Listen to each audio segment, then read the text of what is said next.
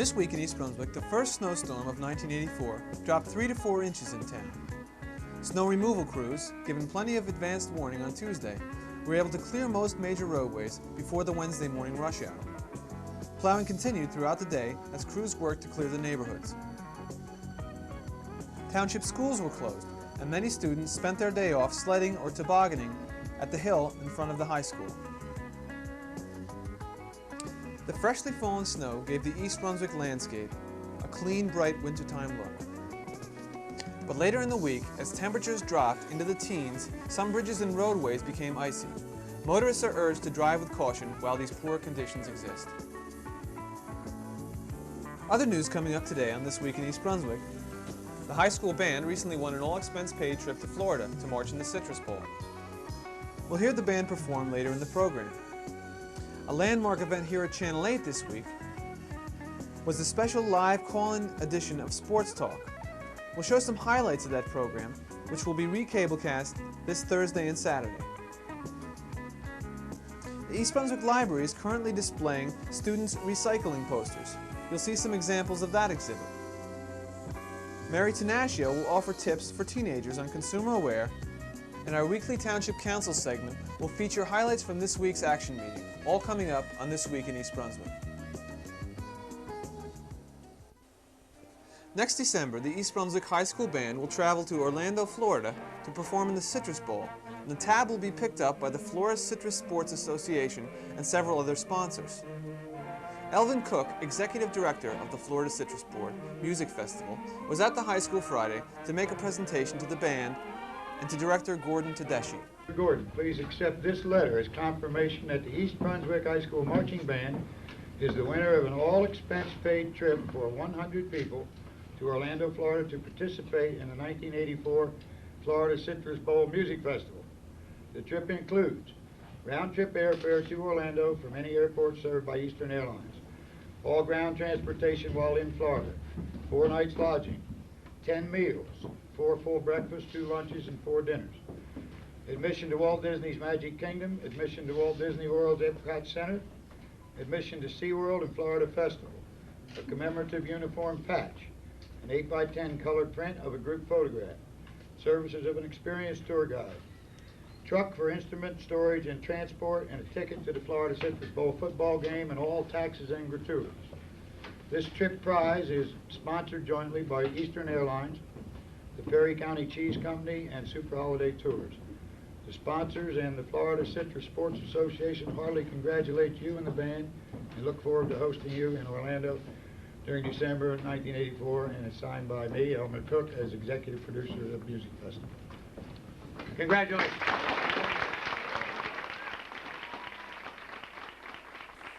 Following the presentation, a quick rehearsal was led by Vern Whitlock. 1, 2, and.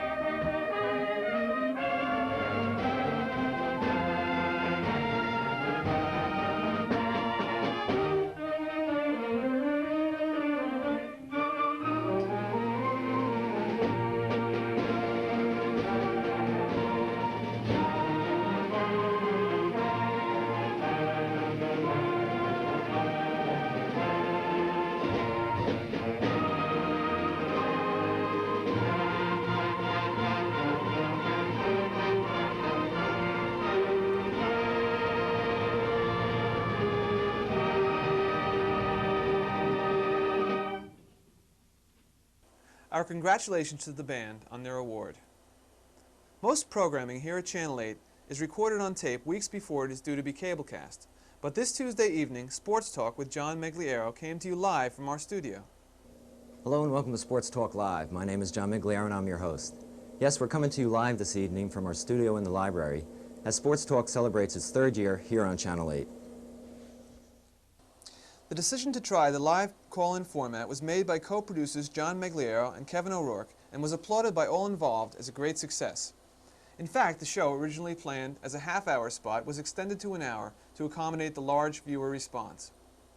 Questions were answered by John and by guest Charles King, high school athletic director.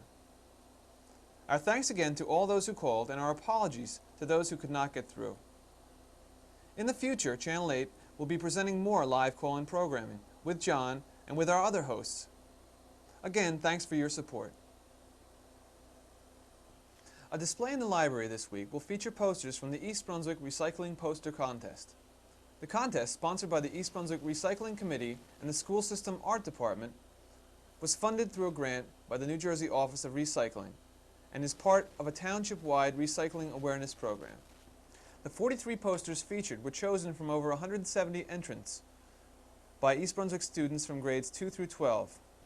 Ulrika Steneskog, a high school exchange student from Sweden, took the grand prize, a $200 savings bond. Other winners were Jeff Bailiff, a Bound Monroe 5th grader, Stephen Salvato, a Hammersholt 9th grader, and Jean Breyer, an 11th grader. The savings bonds and certificates of appreciation for all the participants will be presented by Mayor Fox at an awards ceremony to be held at the library Saturday, January 28th at 2 p.m. Next week, a new feature will premiere on This Week in East Brunswick. It's called Gourmet Cooking the Easy Way, and it's hosted by Carol Merle, Head of Food Services for the East Brunswick School System. Segments will include deboning a chicken, stir-frying, preparing pasta dishes, and several spots on desserts. So tune in for Gourmet Cooking the Easy Way with Carol Merle next week on This Week in East Brunswick. Hello and welcome to Consumer Aware. I'm Mary Tenaccio from your Consumer Affairs Office, and today I would like to discuss consumer tips for our teens. Building credit for yourself for a teenager is very important. It takes a lot of time and it takes a lot of patience, but it is very important. Some of the ways that you can start building credit for yourselves is to establish a savings or a checking account with one of our local banks. Apply for a gasoline credit card or a credit card in one of the local small department stores. Always keep your payments, if you have a credit card, up to date. That is very important on your credit rating. Keep track of how much you owe people. Try and secure a small loan from a bank, a local bank where you have a checking or a savings account, and pay it back immediately. This also helps you establish credit. Another problem that our teenagers seem to face is this join a record club. In most cases, the savings that they promise you is no different than the prices of records and tapes on sale at local stores. So before you join, think about it seriously, because remember, you have to pay mailing charges, packaging fees. So take time, think first before you join the record club. Private employment agencies. Make sure they are licensed by the New Jersey Division of Consumer Affairs. Many of our teens go to these private agencies looking for jobs.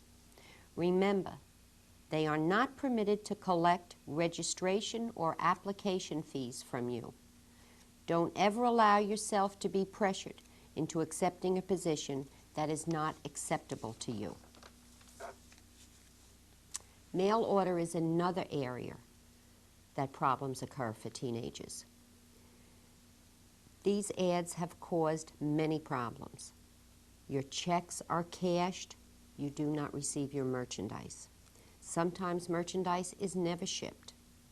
It's really safest never to order goods by mail from an unknown company. especially companies that give a post office box number.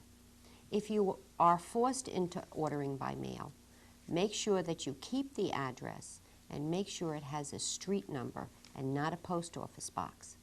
If you do experience a problem, it is very difficult for us to track a company down through a post office box number. If at any time you are required to sign a contract, never sign one with blank spaces.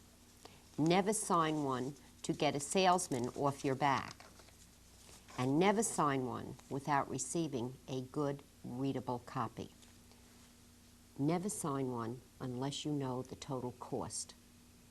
These are just some tips for our teenagers. However, they apply to the grown-ups alike. Always beware and always be careful. We work very hard for our money, and don't let anyone take it from us. Don't be afraid and don't be intimidated. Ask questions and demand correct information. Thanks so much for tuning in to Consumer Aware today. If you have any further questions, you can call the Consumer Affairs Office any day, Monday through Friday, 9 a.m. to 1 p.m. The telephone number is 390-6954. Thank you again, and see you next week. The proposed reopening of the JIS landfill in South Brunswick continues to be an issue before the Township Council. At Monday's meeting, Township Attorney Bertram Bush outlined the findings of water consultants Hazen and Sawyer. They've sent a letter dated January 5, 1984. I don't know if the council has gotten it, but there's a map which shows where East Brunswick's present and potential areas of future water supply are. One of our areas is within 2 miles and is in an easterly direction of the JIS landfill. You'll recall in the memo in our discussion last week, I indicated there were some papers on file in the court, which I researched the entire many folders, which suggested the possible movement of underground water in the direction of an easterly direction. Some suggested southeasterly. To summarize what Hazen and Sawyer have told us as of January 5, which is last Thursday, they summarize it by saying we believe it a real possibility that leachate contamination from the JIS landfill could threaten East Brunswick's water supply, municipal water supply. They don't say that it does, they don't say that it will. It's only a possibility. I also pointed out last week that South Brunswick and Monroe Township already have intervened in the litigation, and that South Brunswick has participated at the administrative law hearings as well as in the Superior Court matter. The Council voted to appropriate $2,500 to intervene in the JIS DEP litigation currently before the New Jersey Superior Court. In response to a question from JIS owner, Mr. Jones, Bush reiterated the Township's stand. Whether or not the judge has given the decision on the specific application to reopen, which if you're saying he did, then he has given his decision. At the time I reviewed his files during Christmas week, he had not yet decided. In any event, we have a right to get involved in the litigation, even if it's been decided at this time, just so we'll get notice the next time that a petition to reopen is made. We would like to track it. As far as the $2,500, Mrs. Weber, there's no indication that we'll be spending anywhere near that. It's an upset figure, as there always are in these contracts.